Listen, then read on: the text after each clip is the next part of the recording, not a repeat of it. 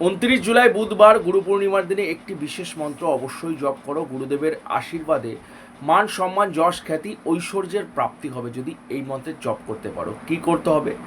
গুরু পূর্ণিমা অর্থাৎ সকলের প্রথম গুরু হলো পিতামাতা, তাই পিতামাতার চরণ ছুঁয়ে অবশ্যই আশীর্বাদ গ্রহণ করো এবং পিতামাতাকে অবশ্যই কিছু না কিছু উপহার প্রদান করো। যাদের পিতামাতা নেই অবশ্যই তাদের ছবির সামনে একটি প্রদীপ জেলে প্রণাম জানাও এবং যাদের দীক্ষা নেওয়া আছে অবশ্যই গুরু মন্ত্র জপ করো। সাথেই একটি বিশেষ মন্ত্র নিজের গুরুদেবকে স্মরণ করে, অর্থাৎ তুমি যাকেই গুরু মানো সেই গুরুকে স্মরণ করে এই মন্ত্রের জপ করতে পারো। গুরু ব্রহ্মা গুরু বিষ্ণু গুরুদেব মহেশ্বর গুরু সাক্ষাৎ পরম ব্রহ্ম তস্মাই শ্রী গুরুবে নমঃ।